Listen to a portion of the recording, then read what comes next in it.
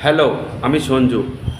না মানে আমি দুদিন থেকে একটা দেখছি যে ফেসবুক, সোশ্যাল মিডিয়ায়, ইউটিউব, নানান সোশ্যাল মিডিয়ায় দেখছি একটা কন্ট্রোভার্সি চলছে তানভীর তারেককে নিয়ে। তানভীর তারেক একজন বাংলাদেশের রিপোর্টার বা যত সম্ভব সে যে স্টারদের, সুপারস্টারদের ইন্টারভিউ নিয়ে থাকে। তো তাকে নানানভাবে ট্রোল চলছে। তো আমি ভাবলাম মশলাটা কি আসলে, ব্যাপারটার মধ্যে কি হয়েছে। তারপর তানভীর তারেকের ইউটিউব চ্যানেলে গেলাম, সেখানে দেখলাম রিসেন্ট সে একটা বাংলাদেশের পুরনো সুপারস্টারের ইন্টারভিউ নিয়েছে। হিরোর নাম আলেকজান্ডার বো। তো তার ইন্টারভিউ নিয়েছে, সেখানে যত ঝামেলা, সেই ঝামেলাটা কি হয়েছে মানে এই তানভীর তারেক যিনি এই আরজে, তিনি তাকে এরকম কিছু প্রশ্ন করেছে, যেই প্রশ্নগুলো মানে উত্তরটা ঠিক এরকম হবে যে সাকিবকে খোঁচানো হচ্ছে, মানে অর্থাৎ প্রশ্নের মধ্যে সাকিবকে অপমান করার চেষ্টা করা হয়েছে, টেনে নেওয়ার চেষ্টা করা হয়েছে, সাকিবের খারাপ কিছু জিনিস যেন বেরিয়ে আসে, এই ধরনের প্রশ্ন সে করেছে। এরকম কিছু কথাবার্তা উঠে এসে সেই ইন্টারভিউতে। অ্যাকচুয়ালি যারা আরজে বা যারা ওই ধরনের কাজ করে, ইন্টারভিউজ করে, তারা কিন্তু ভিউজের জন্যই করে। অ্যাকচুয়ালি তাদেরকে যারা রাখে তাদেরকে কিন্তু সেই জিনিসটা মেনটেনেন্স করতে হয়, কিন্তু ভিউজের চক্করে আপনি কখনো এত নিচে যেতে পারেন না, যেটা বাংলাদেশের সাংবাদিকরা করে থাকে। শুধুমাত্র সিনেমার ক্ষেত্রে নয়, যে কোনো বিষয়ে বাংলাদেশের সাংবাদিকরা একদম সাংঘাতিক। সে খেলার ক্ষেত্রে হোক, সিনেমার ক্ষেত্রে হোক, পার্সোনাল বিষয়টা তারা বেশি টেনে আনে। কিছুদিন আগে আমি দেখছিলাম একটা বুড়ো সাংবাদিক, আমার এখন চ্যানেলটার নাম মনে নেই, হিমেল আশরাফ, যিনি প্রিয়তমার ডিরেক্টর, তাকে ইন্টারভিউ নেয়। তাকে এরকম কিছু প্রশ্ন করে যেন খারাপ কিছু সে বলে, শাকিব খানের আন্ডারের বিষয়ে বলে, তার নিজের পার্সোনাল ব্যাপারে বলে। এরকম আমাদের এখানে তো হয় না।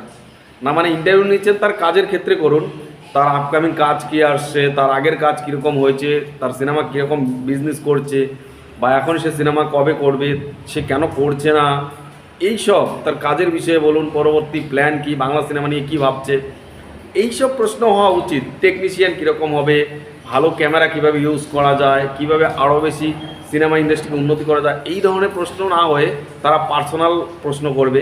কার কটা বউ রয়েছে, কে কটা নোংরামি করেছে, কাকে কে ডাউন করবে, কে সুপারস্টার না, এই ধরনের সাংবাদিক বাংলাদেশে বেশি রয়েছে। তার ফলে বাংলাদেশে স্টারদের ভ্যালু নেই। আজকে একমাত্র শাকিব খান, তার অনেক ফ্যান ফলোয়িং রয়েছে বলে আজকে তার জন্য লড়ার লোক রয়েছে।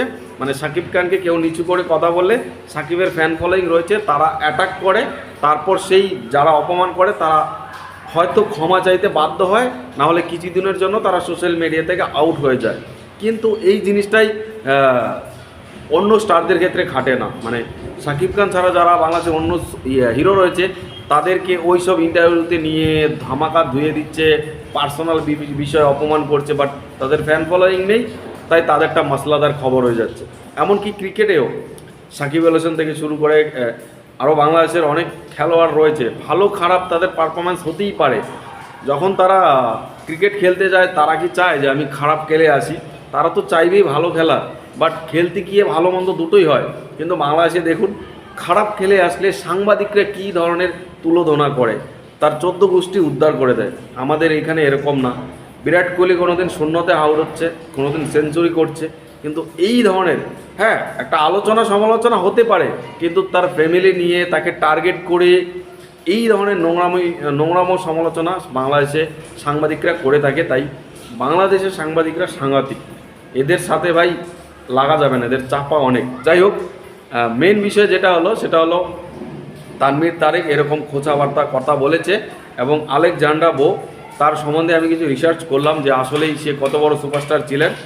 তার কয়েকটা সিনেমার পুরনো গান আসলো, যেগুলো আমি সত্যি মানে দেখতে লজ্জা পাচ্ছিলাম, বুঝলাম না সে কী করে সুপারস্টার। এই ধরনের রুচিহীন কাজ সে কীভাবে করে। আবার সে বলছে যে সিনেমা ইন্ডাস্ট্রি আজকে বাংলাদেশে 800 না 1000 স্ক্রিন ছিল, সেখান থেকে 100টা চলে আসার দায়িত্ব নাকি সাকিবের জন্যই নাকি বাংলাদেশের স্ক্রিন কমে গেছে। তো এই লজিকটা আমি বুঝলাম না, কারণ সাকিব আমি যতদূর জানি একটা সময় নাকি সে বছরে 12টা 13টা করে সিনেমা করেছে, আর শুধুমাত্র ঈদেই নাকি 3-4টে ছবি করেছে।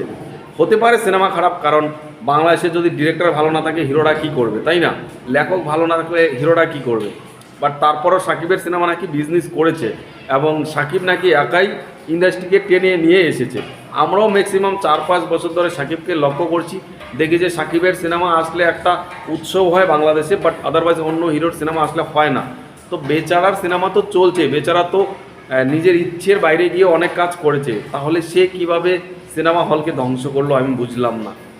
বাংলাদেশের অনেক স্টার যাদেরকে আমরা আগে চিনতাম, মানে আগের পুরনো স্টার, মান্না, তারপর রাজ্জাক, যিনি আমাদের মানে আমাদের পশ্চিমবঙ্গে অনেক কাজ করেছেন, ফেরদৌস আমাদের এখানে কাজ করেছেন, তারপর আমিন খানের টুকটাক দু একটা সিনেমা দেখতাম যখন বিটিভি, 21 টেলিভিশন, ওইগুলো আমাদের এখানে একটু ঝিরঝির করে আসতো, চ্যানেলগুলো আসতো।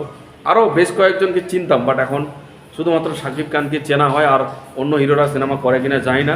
তারপর সিয়াম টিয়াম নতুন যারা আছে টুকটাক নাম হঠাৎ করে উঠে আসে। যাই হোক, আমি এটাই বলবো, দেখুন আলেকজান্ডার বো যিনি মানে কি করে বললো যে শাকিব খানের জন্য সিনেমা হল ধ্বংস হয়ে গেছে, আমি বুঝলাম না।